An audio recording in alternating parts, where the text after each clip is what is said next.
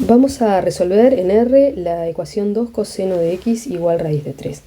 Para ello consideraremos una tabla con valores de seno, coseno y tangente para ángulos en el primer cuadrante y también un círculo trigonométrico para pensar soluciones en los demás cuadrantes.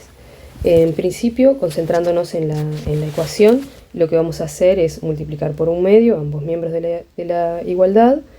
Entonces nos queda coseno de x igual raíz de 3 sobre 2. Llegados a ese punto, vemos que raíz de 3 sobre 2 es efectivamente el coseno de un ángulo que ya tenemos en la tabla, que es el ángulo de pi sobre 6, con lo que conseguimos una solución, una primera solución para esta ecuación, que es x igual pi sobre 6.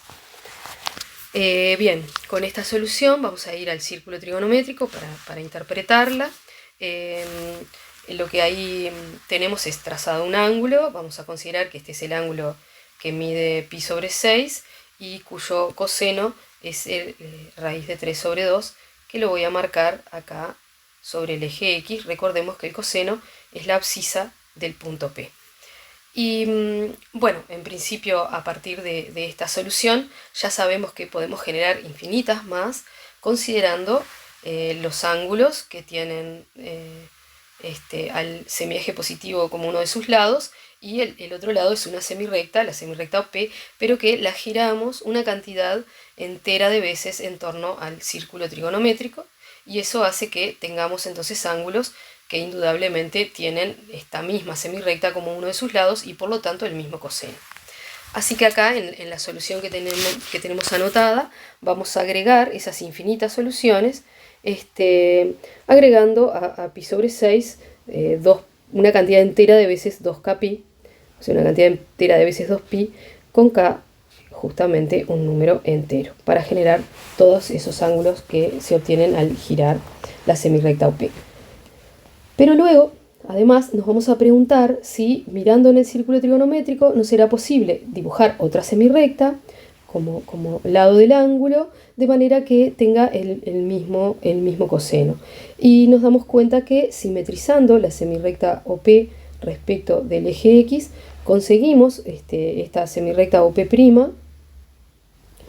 de manera tal que el ángulo va a tener el mismo coseno, porque el coseno del ángulo es, como ya habíamos dicho, la abscisa del punto P', en este caso, que coincide con la abscisa del punto P. Lo que tendríamos que ver ahora es cuál es este ángulo, cómo lo consideramos. Y ahí nosotros tendríamos dos opciones. Si queremos mantenernos trabajando en el intervalo 0,2pi, entonces para referenciar este ángulo, deberíamos de considerarlo con el ángulo que tiene toda esta amplitud. Estoy dibujando por fuera hasta acá. O sea, sus lados son el semieje positivo X y la semirrecta OP', pero recorriendo de uno a otro en sentido antihorario. Esa sería una manera de ver un ángulo cuyo lado es la semirrecta OP'. Si lo vemos así, la amplitud del ángulo la podríamos pensar como 2pi menos pi sobre 6. Eso si nos mantenemos trabajando en el intervalo 0,2pi. Pero también podríamos haber considerado al ángulo en cuestión, del lado OP', girando a partir del eje X, pero en sentido horario. Y eso nos llevaría a pensar en este ángulo que está marcado en celeste, y en ese caso estaríamos hablando del ángulo menos pi sobre 6.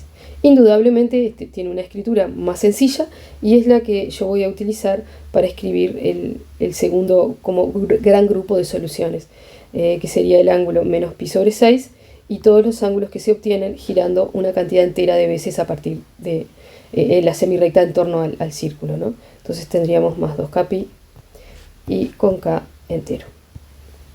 Escribiríamos entonces el conjunto solución en realidad como la unión de dos conjuntos, los que tienen los reales pi sobre 6 más 2kpi con k un número entero, unión el conjunto de los reales de la forma menos pi sobre 6 más 2kpi con k entero.